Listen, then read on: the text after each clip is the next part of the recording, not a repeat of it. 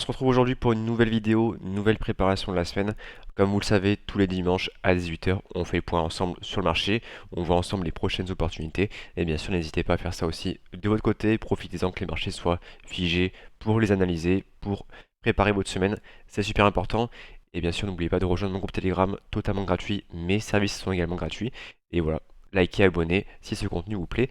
Ça m'enverra directement de la force. Je vous ai fait une petite sélection de devises. AUD-JPY, EUR-GBP, EUR-USD, EUR-USD, CHF-JPY et on finira par le GBP-USD. Ok, donc tout de suite, AUD-JPY, qu'est-ce qu'on a?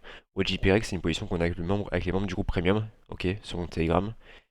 On a actuellement un ratio de 2,40 pour 135 pips. Ok, donc très beau trade pour l'instant. Ce qu'on peut voir directement sur le H4. Voilà, typiquement, c'est qu'on a une extension haussière qui s'est réalisée. On a créé un plus haut qui ensuite qui s'est essoufflé suite sur l'extension. On a créé une structure baissière. Ok, comme vous pouvez le voir ici, on voit mieux en H1. Donc là, chaque bougie correspond à une heure de temps. On a du coup une belle structure baissière qui a bien respecté les zones. Ok, là on est sur le breaker. On casse à nouveau les plus bas. Ici, impulsion haussière. D'accord, on a une petite structure sur le M30, M15 qui vient directement chercher la liquidité à ce niveau-là et qui vient réagir sur ce plus haut. Ok, donc là actuellement, belle réaction le JPY, il a bien chuté cette semaine, donc ça fait plaisir, un très beau trade.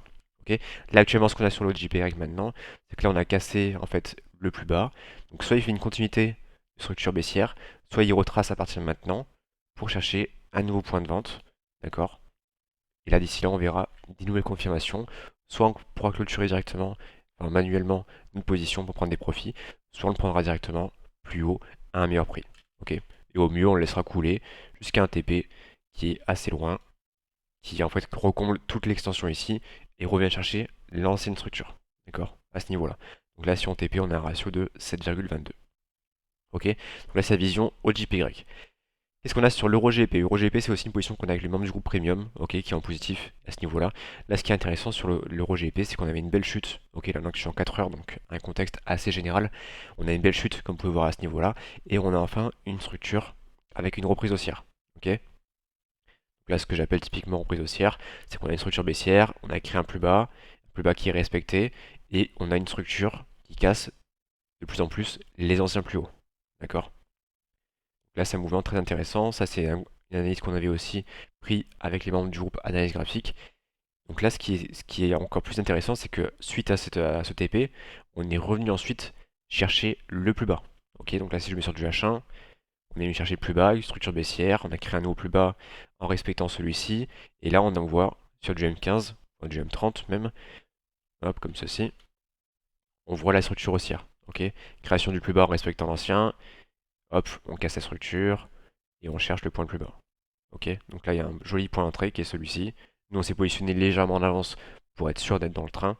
Ok, mais là très belle réaction, très haut point d'entrée, entrée pixel et la réaction du marché. Donc là ce qu'il doit faire à l'open, si tout se passe bien, c'est casser les plus hauts et avoir une continuité haussière. Ok, s'il ne fait pas le taf, on pourra même clôturer manuellement pour risquer moins de 1% par trade. Ok, donc là, c'est cette vision Euro-GBP, super intéressante pour cette semaine. Sur un contexte plus général, H4, il faudra bien sûr surveiller quelques zones, comme celle-ci ou celle-ci. Mais dans l'idée, voilà, si on veut du long terme sur Euro-GBP et recombler en fait toute cette chute, il faudra casser ce plus haut et continuer de monter. Ok. On passe ensuite à Euro-UD. Euro-UD, qu'est-ce qu'on a? Qu'est-ce qu'on a Euro-UD? Ok, hein. On a une alerte qui s'est pas déclenchée ici sur l'Euro-UD. Pas grand-chose, je suis en H1. On a loupé le signal pour 5 pips. Ok, donc c'est pas très grave. C'est pas très grave, du coup, c'est toujours intéressant de voir comment réagit le marché. On a un euro AUD qui peut là maintenant très bien combler en fait cette zone ici. Ok, donc là on peut s'attendre dès le début de semaine sur l'euro AUD à une chute, au moins pour combler cette zone-là. D'accord. On surveillera bien sûr les zones d'achat, comme celle-ci ou le plus bas, pour ensuite retracer à la hauteur. D'accord. S'il revient directement dans notre zone, on pourra aussi chercher une confirmation de mouvement pour le prendre à la vente. Ok.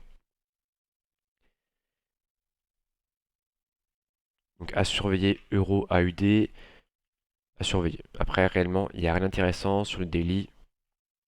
Hop, si je le mets comme ça sur le daily. Ouais, daily, on est bien monté, on peut faire une structure, on peut chercher directement un point de vente pour reprendre de la chute sur l'euro USD. Ok. Euro USD, qu'est-ce qu'on a sur l'euro USD? Euro USD, on a pris pas mal de profits sur cette semaine ou la semaine dernière. On a pris de beaux setups, d'accord? Et là, cette semaine, enfin, à la fin de semaine, comme vous l'avez vu, le dollar, il a chuté. Donc tout ce qui est à l'inverse, c'est monté. Donc là, l'euro USD, c'est monté. Ok. Ça va nous donner des extensions sur le marché, ça va nous donner des nouvelles opportunités, parce que les probabilités font que on devrait combler en fait ces zones-là. D'accord? Donc là, typiquement, sur l'euro USD, belle extension haussière. J'ai des alertes qui sont positionnées à ce niveau-là, d'accord, par rapport à ce plus haut, et ce plus haut également. Donc là, surveiller. Est-ce que je ferai une confirmation de mouvement dans cette zone-là, en fait, dans cette zone-là, pour ensuite recombler toute la zone de vide, qui est celle-ci. Donc là, c'est intéressant. On a le scénario sur plusieurs devises de dollars. Mais là, en tout cas, sur le USD, on n'est pas loin de la zone. D'accord? Et même sur le GPUSD, que je comptais voir après, on va le voir tout de suite. On a, je suis en daily, donc c'est un contexte très général, une structure haussière, ok. Et là, sur du H4, on a cassé à nouveau le plus haut ici suite à l'extension fin de semaine sur le dollar. Donc là, ma prochaine zone, c'est celle-ci. D'accord? Sur les 1,29, 720, j'ai ma zone de vente sur GPUSD. Alors, elle sort pas de n'importe où. Hop, si je reviens en arrière, on a du coup cette structure sur GPUSD. Donc là, on a une extension baissière, zone de travail, extension baissière. Donc là, c'est une zone qui peut très bien réagir. Mais en tout cas, voilà, ce plus haut là me donne la probabilité que le GPUSD peut déjà de 1 venir dans cette zone là et de 2 réagir dessus. Ok. Donc réagir dessus, on pourra se positionner sur une confirmation, mais le but de la réaction, c'est que ça tienne au moins sur le moyen terme le temps de prendre des profits. Ok. Donc la petite zone sur GPUSD surveillée, début de semaine tranquille, on verra ça d'ici là. Ok. Et on finit tout de suite avec CHF JPY. CHF JPY, c'est une analyse que j'ai envoyée dans mon groupe analyse graphique. N'hésitez pas aussi à consulter mon site internet pour mes services, tout est indiqué dessus. Et là, sur CHFJPY, comme vous le savez, du coup, l'yen il a beaucoup chuté. Donc tout ce qui est à l'inverse, c'est beaucoup monté. D'accord? Et là, on a enfin une structure de retournement.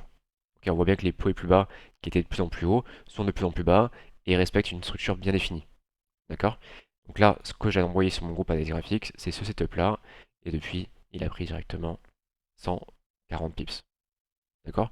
Donc là, à nouveau, si on veut continuer de chuter, si on veut chercher le meilleur point d'entrée de vente, d'accord, avec ce setup actuel, avec cette structure actuelle, on devrait avoir au moins un retracement, d'accord, et chercher une nouvelle zone de vente. Et là, on pourrait directement se positionner. Donc, à surveiller s'il y a des retracements sur le yen pour rechercher à nouveau les meilleurs points de vente. Donc on a pris le meilleur point de vente sur l'autre JPY. Bien sûr, on ne s'est pas positionné sur toutes les devises JPY. Ça n'a pas d'intérêt, pas besoin de se surexposer. Mais là, en tout cas, si on a une correction sur celle-ci, on pourra se positionner à la vente. Et ça peut être intéressant pour cette semaine. Ok. Donc j'espère que cette vidéo a pu vous plaire. J'espère que ça vous aide aussi de votre côté. Comme je vous ai dit, n'hésitez pas aussi à liker, vous abonner à la chaîne YouTube.